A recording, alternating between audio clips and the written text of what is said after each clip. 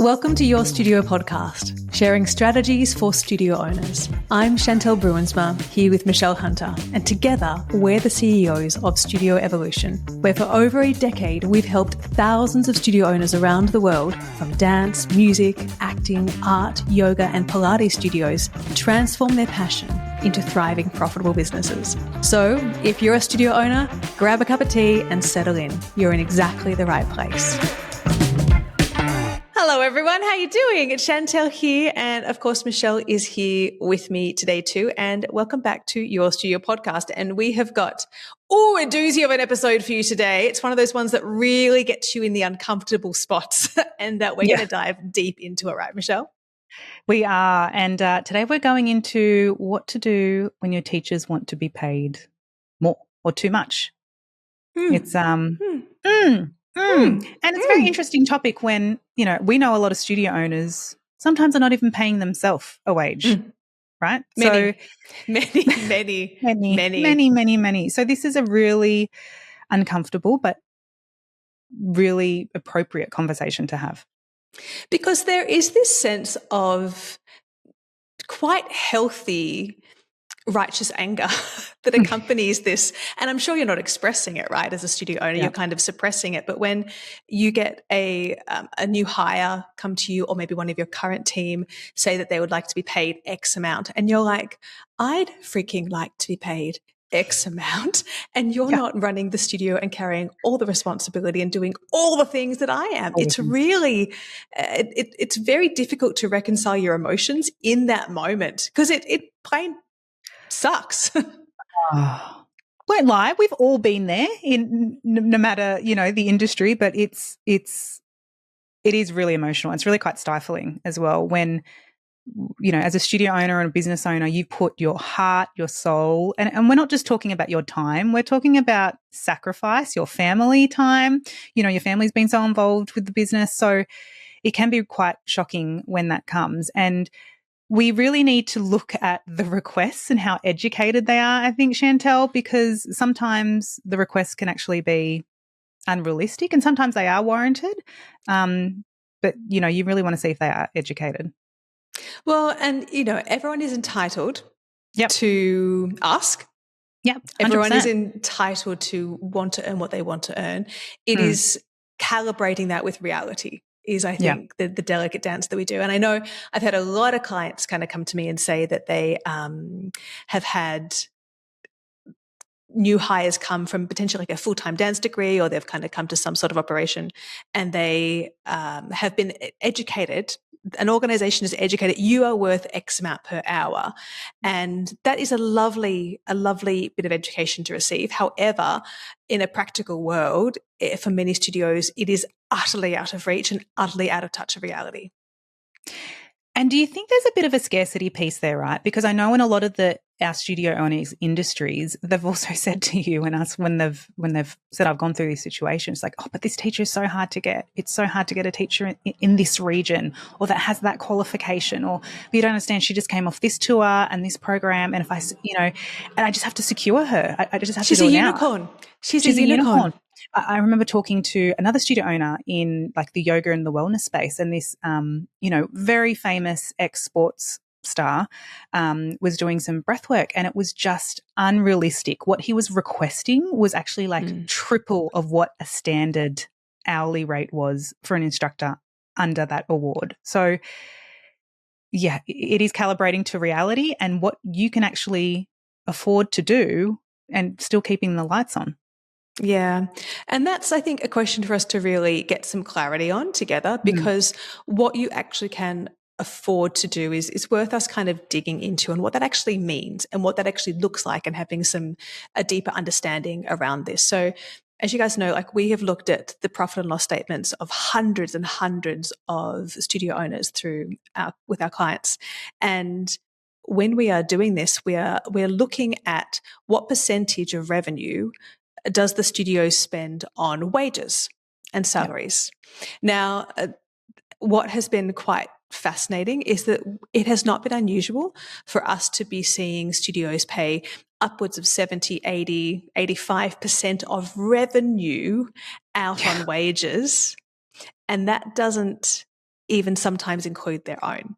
Now, I want you just to kind of put them in perspective, like within that revenue that's coming in, we still have to factor in percentages for rent and for insurances and for profit and advertising, for chocolate. There's all these very important things that we need to be factoring into the running of this business. And when you are saying yes to wages that are disproportionate to your revenue, it's impossible for this business to thrive and to be financially sound.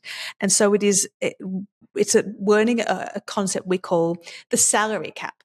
Now, the salary cap comes from the sports world. And fun fact, I'm going to give a sports analogy of which I'm grossly professionally ill-prepared to do. However, we're going to proceed. Yep. So there is a fantastic book called Simple Numbers, and it's by Greg Crabtree. And if you haven't read that book, do read it. It is phenomenal. And in this book, Greg tells a story about a NFL team run by a fantastic coach. And the success of this team in winning the premierships year after year after year was not because they had the biggest star names. What they actually really worked out was that this particular coach was incredibly efficient at using the salary cap that his team was allocated. So every single team in the NFL is given the same amount of money to spend on talent, which is a cool system, right? You have got this amount of money. You can get the star quarterback, you can get kind of this person. You have to decide how you use that spend. And so what he chose to do was really understanding where that money was going to be allocated. So he would choose to, get a good young rookie player, train them up for X amount of years until they had really kind of reached their potentially. But then he knew when to kind of cut and then release and kind of hire two new talents again to get more leverage out of the salary cap. It's a story of you guys all have the same amount of resources. It's deciding, am I going to spend the money on the top dog, or am I better to kind of get these particular teachers who I can train and mentor and develop, but I can have more flexibility in my salary cap to be able to, shock horror, pay myself, right? Yeah. Yeah. You guys are probably paying your team at the sacrifice of your own salary. And there's ways to play with that. There's ways to negotiate how you're going to spend the salary cap that your studio has. Can I ask a question about that? You just said hiring the top dog. Sometimes that's not always going to bring the results that you think, and sometimes emotionally it can be a lot to carry. And I always think that if you're paying someone who is the top dog or that higher percentage of the salary cap, they need to be, in my opinion, they've got to be doing more making your life easier. Yeah. In fact, it's kind of a bit of a red flag sometimes, right? Like when they're kind of coming in and asking for more, and then you kind of meet them. We've had experience of this. Like sometimes they're seeking more, and then like, but that you give an inch, they want a mile type thing. Wow. And like it's set to kind of different expectation versus someone who is coming in for the right reasons, for devotion to the kind of mission of what you're doing. And, they're doing this because they love it, but their values are aligned with why they're choosing this as a career. 100%. And if you're looking for a team that you can train, you're going to have to train and onboard them and get them accustomed to your values and to your mission anyway. So that's something that you're going to do no matter what the hire is. So to be really clear on this whole kind of salary cap concept, so in the profit plan work that I do with clients, usually we are seeking to keep wages, all sorts of wages, both to employees and contractors, collectively under 40% of revenue. So you could go right now and add up your revenue. There's going to be some people driving in their car going, what? Pour yourself a tequila first. Get a margarita and then sit down and do this exercise. I love how you just delivered that so easily, because when we do deliver that, when we're working with a lot of our clients and they're doing the profit plan, they go, what? 40? Yeah. Please don't be hard on yourself if you are not at 40% right now. Oh, I bet you're not. You're not. I could make this really straightforward. I'll set your expectations really low. Your salary cap is more than likely going to be sitting around 60%, I would say. Okay, so let's just prepare yourself. But also, this is fantastic information because that's where your profit is, right? So the reason you're probably not making a good profit or you're not paying yourself enough is because your wage allocation eats up any other cash that you've got on hand, right? Yeah. Let's be realistic here and know that this is not going to change overnight, but it can change. And it starts from you holding a beautiful honoring that, okay, well, what if we did need to have a 40% salary cap? What if we did need to keep our wages within 40% of revenue? What would that actually look like? And, what becomes difficult is we're emotionally attached to these people. Yeah, but, they're saving, they're about to get married and they're having a baby and they're going to buy a house and I want them to have more money. And yes, I want them to have that too. And also you need a new car. You get paid. Yeah. So it's like, it's just a dance. It's a balance. But it is really thinking about, okay, salary cap. It's how I use that money. If I were to allocate 40%, what would that look like? And this is when, we have to have some, good conversations to ascertain who is being paid too much, where am I spending money, and it's not actually potentially driving the growth of the business. Like just looking for some gentle opportunities to see things a little bit differently. And what's awesome about those gentle conversations, Chantelle, because we've actually been through this process as well, you could just try it on. Like we just kind of lay out a few scenarios. It's like what wages are, contributing to the business as in growing, like bringing in more clients, and also what's, filling our hearts and, our retention and our culture and being aligned with us, and just trying on a few hats of if we went down path 1, if we went path 2, down path 3. And, I think it can be really scary to think about, but if you just think of like, I'm just holding it lightly right now. I'm just going to try have no emotional attachment and hold it lightly. I haven't pulled the trigger. There's no trigger pulling. I mean, you say that. I'm going to have no emotional response to this person asking if I can be paid more than I've ever paid myself. No, it's fine. You're going to have an emotional response. We're going to try and not though. Yeah. Because it doesn't help you. It doesn't help you. And because if we start kind of comparing, well, I'm not getting that, it's going to radically go the wrong direction, right? 100%. And look, there's a lot of different ways you can structure this, right? So depending on your studio, you might say that is a fantastic goal of what you want to be paid in salary rate. I would love for you to receive that amount per hour. At the moment, what the big priorities are in our studio is retention. And in fact, what we have is a scalable model that is based around our team's retention. This is just not for you, this is for everyone in the whole team. So what we do is we measure your retention as a teacher here. And if you are able to sustain over 90% or 85 or 90% retention across the year, in fact, over an annual period, you will actually be awarded a higher salary than the rest. Because what this does is it teaches the person what you value.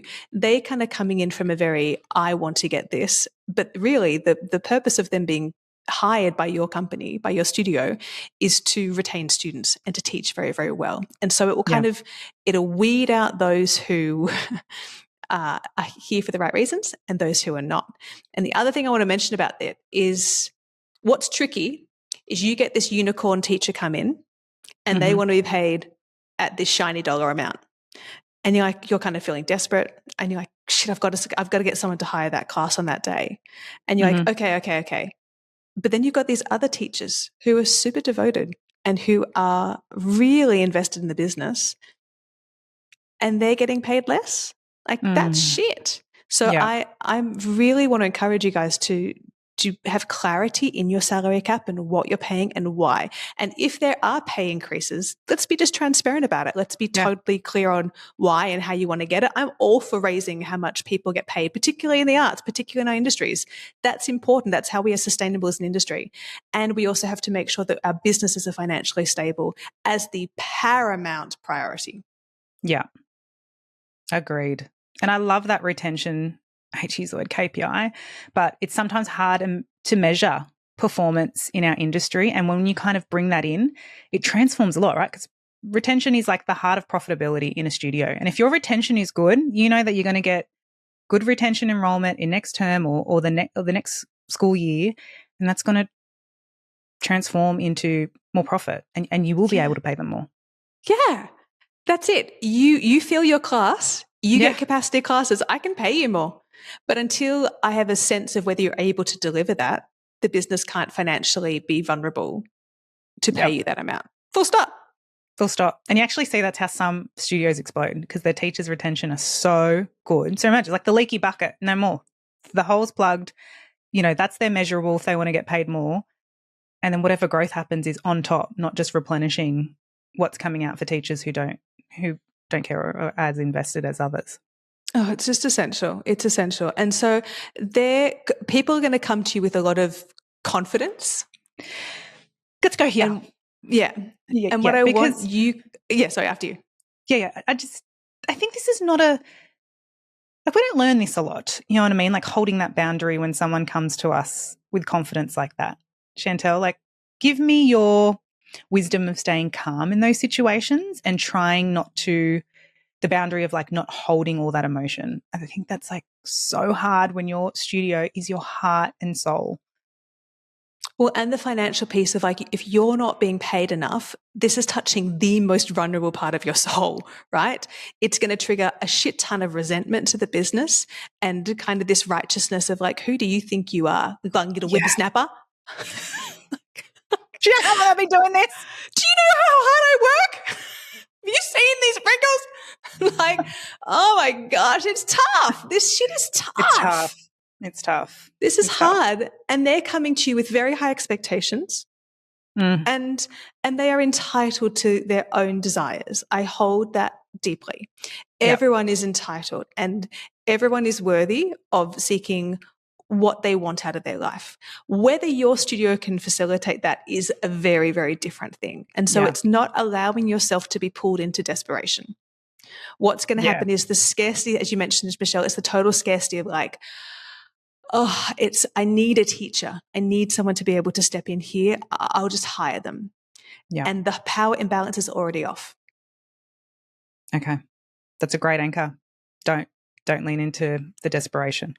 Don't lean. So from the positive frame of that, just allow yourself to be solid within yourself. Just like, that's great information. Thank you. Make a mental note, like it's a red flag, just quietly. Every time we've hired someone who's kind of been really aggressive upfront on the financial area, it hasn't worked out for us. You know, it's kind of it's a good lesson to learn though, because again, really prioritizing your studio's financial viability is essential, right? So when they come to you asking for more, thank you so much for sharing that with me. At the moment, we're unable to meet that. Here is kind of our standard rate. And again, like anytime you laminate something, it's like, here's our laminated pay rates with the kind of retention. I'm a big believer in like making things laminated. It makes people feel like, oh, that's formal, it's set, it's concrete, done. Yeah, it's concrete. Right? Like this is our pay progression. If you'd like to earn more, it's a matter of you kind of working here longer or your retention statistic. Like show them there's opportunity for growth, but don't just meet them where they are without them kind of having cut their teeth. Yeah. That's great. And if the laminator doesn't work, get it carved in a stone and tattooed on your arm. No, thanks. As you can see. You can see right here. But yeah, it's a difficult one. But again, the more you become comfortable in, I'm unable to pay you more because I have a salary cap. I can't go above 40%. Like, again, I like having external things that in my head justify what I need to do for the business. I can't pay you more because that would take my salary cap out. Yeah. Greg Crabtree told me to do it. Chantelle told me to do it. Like, whatever. Just like keep a thing external. Like, I can't because it's more than 40%. That's going to give you the stability to make the decisions that are going to preserve the profitability of your business and pay you more, which is what I'm here for. Love it. Love it.